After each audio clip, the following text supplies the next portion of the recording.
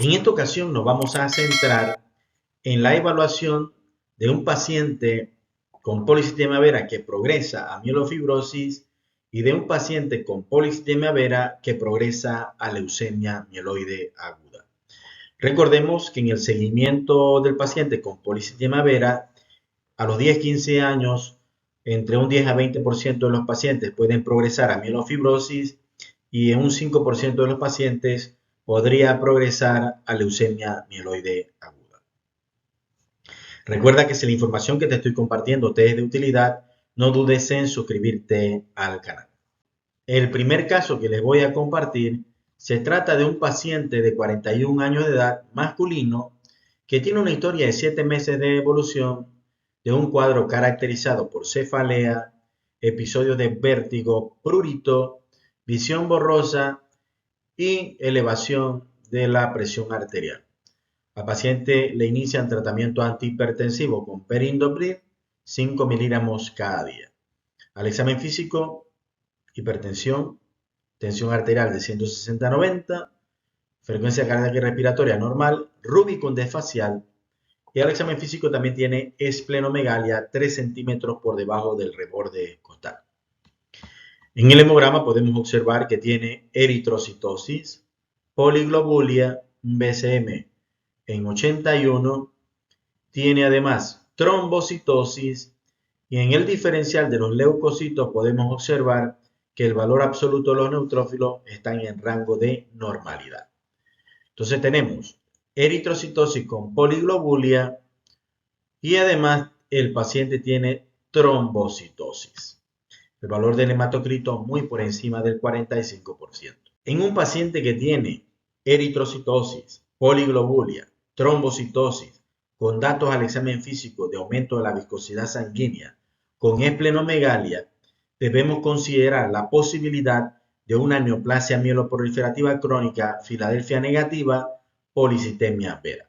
Además, el paciente tiene rubicundez facial, prurito, que es un dato muy característico de la polisistemia vera, sobre todo cuando el paciente se baña, el prurito aumenta. Entonces, ¿qué prueba de tamizaje inicialmente podemos pedir? Los niveles de eritropoyetina. Recordando que en el caso de la polisistemia vera, los niveles de eritropoyetina están bajos, usualmente normales o bajos. Aquí podemos observar que la eritropoyetina está disminuida y por ende eso apoya más la posibilidad de una polisistemia vera. Al final, el paciente tenía prueba de JAK2 positivo, la biopsia medulosa panmielosis y los datos todos eran congruentes con una polisistemia vera. El riesgo del paciente es un paciente con una edad por debajo de los 60 años y hasta este momento no tiene historia de eventos trombóticos, por ende sería de bajo riesgo. Al paciente hay que iniciarle tratamiento antiagregante con aspirina. Además, hay que hacer flebotomías terapéuticas para llevar el hematocrito por debajo del 45% y hay que controlar de manera adecuada el riesgo cardiovascular, que en este caso es la presión arterial.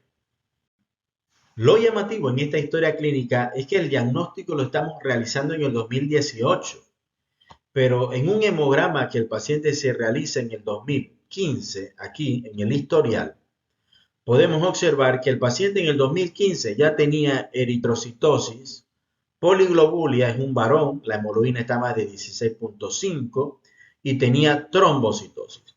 Por ende, el paciente desde el 2015 ya tenía datos que sugerían que nos encontrábamos ante una neoplasia mieloproliferativa crónica tipo polisistemia vera. El ultrasonido, donde podemos observar la esplenomegalia. Al paciente inicia tratamiento con flebotomía y aspirina y aún así es difícil controlar el hematocrito por debajo del 45%, que es el que garantiza menos riesgo trombótico, y por ende se le añade el tratamiento citorreductor con hidroxurea. Y a pesar de estar con flebotomía, hidroxurea y la antiagregación plaquetaria, el control del hematocrito ha sido muy difícil. Y por ende, el paciente entra dentro de este concepto de resistencia a la hidroxurea. El paciente tenía más de 3 meses con la dosis máxima de hidroxurea, que son 2 gramos, más flebotomía, el tratamiento antiagregante, y no lográbamos la meta del hematocrito. y por ende se tramita el ruxolitinib, que es un medicamento ampliamente demostrado en la evidencia que controla más del 60% el valor del hematocrito en pacientes que son resistentes a la hidroxurea. El paciente inicia el tratamiento con ruxolitinib el 11 de agosto, cuando lo tenemos disponible del 2020, 10 miligramos 2 veces al día, y logramos tener la meta del hematocrito por debajo del 45%, sin esplenomegalia, sin prurito, una adecuada respuesta al tratamiento. El paciente se queda sin el tratamiento en noviembre del 2021 y se dejó en hidroxurea y aspirina, sabiendo que el paciente previamente había sido un paciente de difícil control. El paciente en marzo del 2023, utilizando tratamiento de hidroxurea 1 gramo más aspirina, consulta por molestias como fatiga, prurito y dolorimiento en el hipocondrio izquierdo, que era a expensa de esplenomegalia 5 centímetros por debajo del reborde costal. Un paciente que previamente con el ruxolitinib estaba bien controlado, ahora consulta por sintomatología y además con esplenomegalia. Entonces la sospecha es que el paciente nuevamente tenga actividad de la enfermedad, en el sentido de que nuevamente se presenta como al inicio de la enfermedad. Y cuando se le realiza el hemograma, podemos observar que hay leucocitosis, neutrofilia, hay más trombocitosis, pero el valor de la hemoglobina y el hematocrito están en rangos de normalidad. Entonces es muy llamativo. Un paciente que tenía policitemia vera de difícil control, ahora viene con un valor de hemoglobina y hematocrito normal, pero con leucocitosis, neutrofilia, trombocitosis y en el frotis hay criocito. Entonces debemos sospechar si es que este paciente está progresando a una fase de mielofibrosis post-policitemia vera. Fíjense que la LDH también la tiene elevada y el ácido úrico. Es decir, la etapa proliferativa está presente y debemos descartar que el paciente esté progresando a fibrosis. Nuevamente el ultrasonido con esplenomegalia y se le realiza una médula ósea donde podemos observar que se reporta compatible con mielofibrosis post-policitemia vera.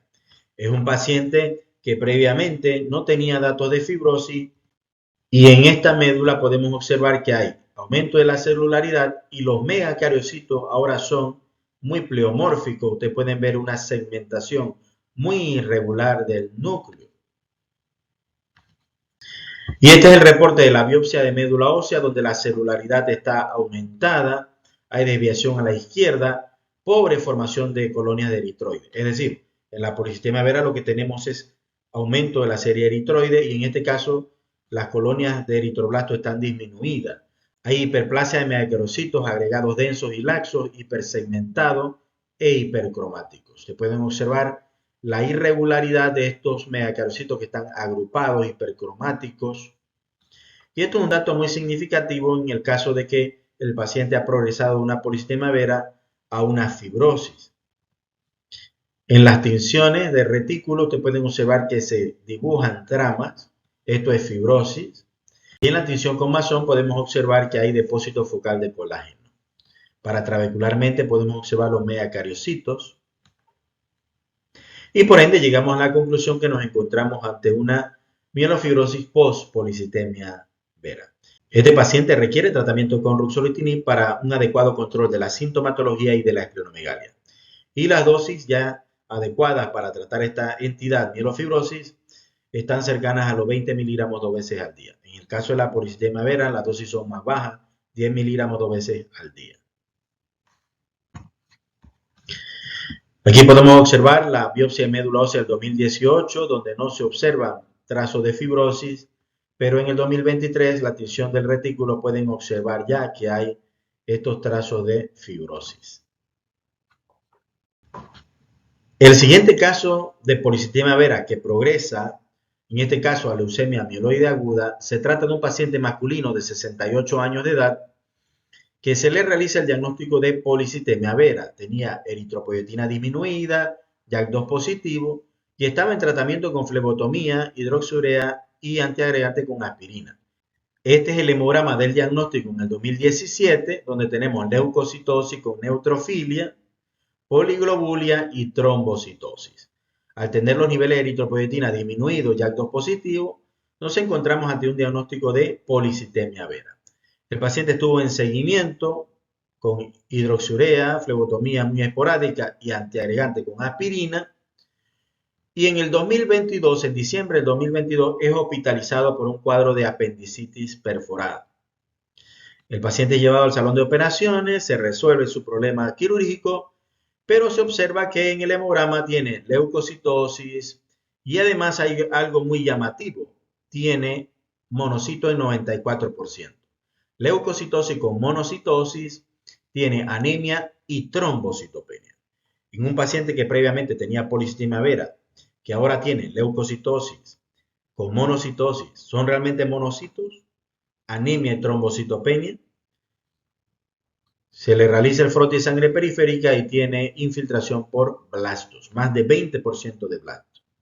Este paciente lo que tiene es una leucemia aguda que es secundaria a una neoplasia mieloproliferativa crónica policitemia vera.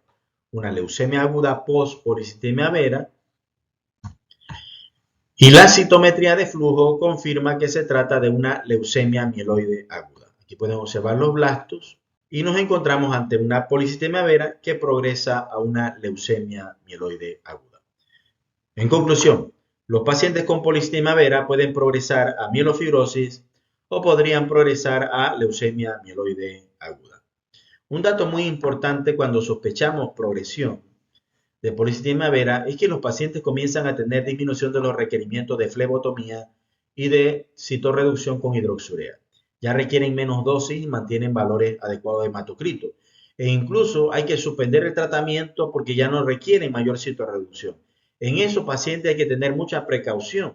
Si es que esta reducción en la dosis del tratamiento se está dando porque el paciente está progresando a mielofibrosis o el paciente está progresando a una leucemia mieloide aguda.